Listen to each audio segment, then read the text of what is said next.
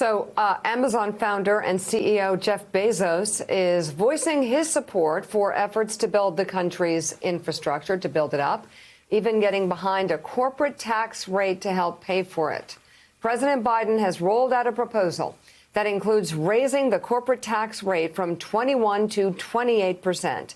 Biden pointedly criticized Amazon for how much it pays in federal taxes. In a statement yesterday, Bezos writes in part, quote, "We recognize this investment will require concessions from all sides, both on the specifics of what's included as well as how it gets paid for. We're supportive of a rise in the corporate tax rate. We look forward to Congress and the administration coming together to find the right balanced solution that maintains or enhances U.S. competitiveness." So, Peter Baker, I'm saying this, not you. Good for Jeff Bezos. I'm glad he said that. Amazon has been one of the prime examples of the overreach of Donald Trump and those who supported the Trump tax cuts, because Amazon paid zero in taxes, corporate income taxes, last year. But my gosh, your article yesterday laid out just how much wealth has been accumulated by the wealthiest corporations and how little taxes they've paid over the past year.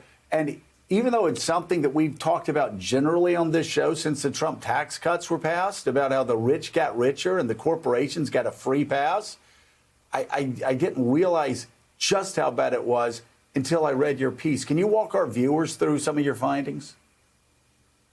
Well, this is findings of a study that I tweeted out. It's a remarkable study, and it does suggest that the corporate tax rate is only part of the issue, because you can have a corporate tax rate of 21%, 28%, 35%, but if you have enough, loopholes to get out of it, enough exemptions, enough, exits in effect, you just still don't have to pay anything. And you're right. The study showed that 55 of America's largest companies, which collectively made $40 billion in profits last year, paid no taxes. Not only did they pay no taxes, collectively, we, the people, the United States taxpayers, gave them back $3 billion in rebates. So we gave them tax money rather than them giving us tax money. And that's not it. That's not all. About 27, I've forgotten the number, about 27 of these large companies, including companies like Nike, FedEx, very big, successful companies, haven't paid any taxes, this is federal income taxes, just to be clear, since 2017.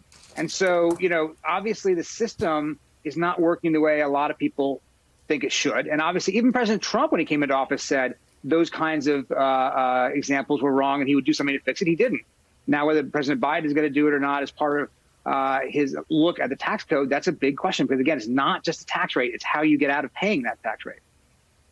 David Ignatius, for years, people, when talking about tax policy and what's wrong with certain countries, would always point to Greece and the fact that the richest in Greece just don't pay their taxes, or at least that's how it used to be. That's what the talk always was. We've gotten to a position here where the richest in America, if you look at these corporations, a lot of the wealthiest multinational corporations based in the United States aren't paying taxes. And nobody's talking about wanting to penalize companies or corporations for creating wealth and creating jobs. But what we've seen because of tax policy over the past 40 years is a massive transfer of wealth from middle-class America to the wealthiest Americans, from small businesses and mid-sized businesses to the most massive corporations. We've seen a consolidation that, in my opinion, as an unapologetic capitalist, actually does great harm to American capitalism, has perverted American capitalism, and has turned it into something that actually causes a great danger to it. Alan Greenspan said several years ago himself that income disparity and this mass accumulation of wealth at the top is a real threat to capitalism. What do you think? I've heard that, Joe, from more and more business leaders. There is something that's changed in America. Certainly since the 50s and 60s, we were always noted as a country with high tax morality, meaning that people just didn't cheat on their taxes the way they did in France and many European countries. This idea that you should pay your fair share was part of the American way of doing business. That really has been degraded as a standard, and I think part of the anger that surfaced in the populist movements that elected Donald Trump, that supported Bernie Sanders, was just an anger at the way this economy is working to benefit the rich ever more, while the middle class, working class stays stagnant. And I think there's a real determination now to fix that. Running through many of the Biden policies is a desire to rebuild the middle class, to rebuild not simply the incomes, but the values. Part of that's going to be higher taxes on corporations. I think Jeff Bezos' statement that he's prepared to accept that as part of an infrastructure package would be shared by many corporate leaders. So I think that we are seeing a change in how people look at this. And Casey, Democrats have some work to do here to get this passed, even just on a Democratic Party line vote. If they can use reconciliation, they need 50 votes. And Joe Manchin, as we reported yesterday, has said he's not voting for a raise to 28% corporate tax rate. He'd like to see it somewhere at 25%. So how does Chuck Schumer work with that, knowing he's going to need that vote and a couple of others who've been a little bit shaky on what they've seen so far out of this $2.3 trillion bill? Well, Willie, I think Joe Manchin's not the only one who's nervous about raising this corporate rate to 28%. He is out front on it, but there are a couple other Democrats that the administration is also going to have to work with, I think, to get this to where they want it to be. Remember, the 28% was already splitting the difference between where things used to stand and where they fell after Republicans were done with their tax reform proposals. The one thing I would add to this, and one of the things I was thinking about watching that Jeff Bezos statement, is one thing that's really come out of the pandemic is increasing power among America's largest corporations. You've seen small and mid-sized businesses really suffer. And the corporate tax rate is in many ways more important to those smaller and mid-sized businesses than it is to these big businesses. And that's because of the loopholes that Peter Baker was talking about. If you're a big corporation with a lot of money coming in the door, you can turn around and invest in the economy. And it's set up that way. And people who support these policies say, OK, fine, you're building factories. We'll give you a break. We'll pay you some money back, perhaps. That's how you end up with that $3 billion that went back to that big list of giant corporations. But if you look at that list of people that didn't pay any taxes, they are not small and medium-sized businesses that are making changes in local communities. They are huge companies, often multinational companies, who are taking advantage of these tax laws in a way to make sure that it doesn't matter to them if the corporate tax rate is 21% or 31%, because at the end of the day, they're not going to be paying anything in this federal tax. So I think that's part of what you're seeing reflected from Joe Manchin, and it's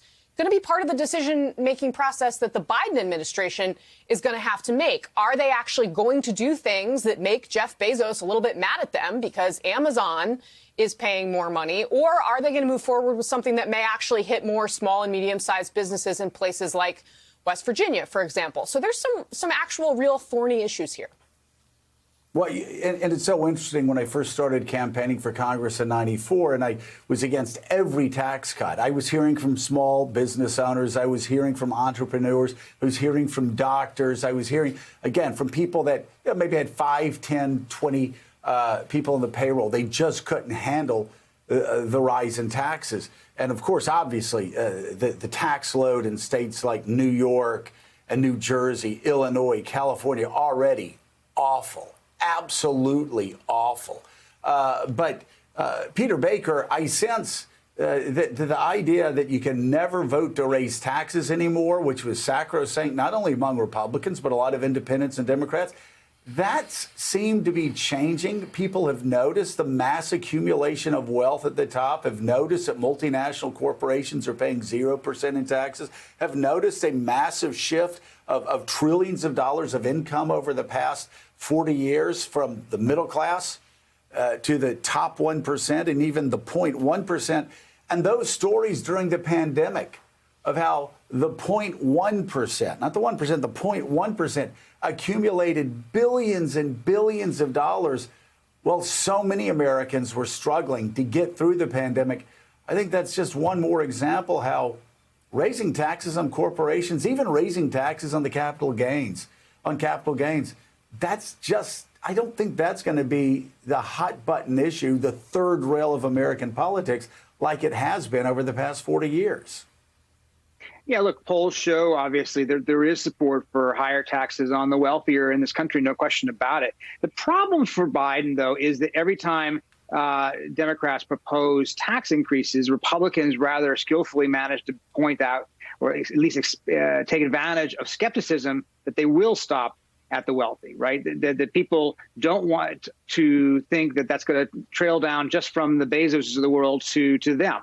And, often Republican critics can find an example in some large tax bill of some relatively smaller tax that affects people who are, in fact, not making $400,000 a year, which is the threshold for families that Biden has set for any tax increase. And then so Americans get skeptical that the tax increases are really just for the wealthy and that they're going to come for us as well. So that's the messaging trick, I think, for Biden, is convincing Americans who are skeptical of tax increases that if he does put them through, it really will only affect those people who have made the most in these economic times.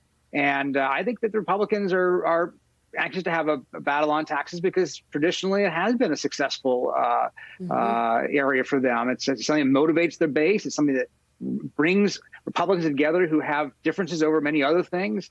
And appeals a little bit beyond the ideological core. Hey, thanks so much for watching our YouTube channel. You can follow up on today's top stories and breaking news, or catch up on your favorite MSNBC shows all in one place. Download the NBC News app today.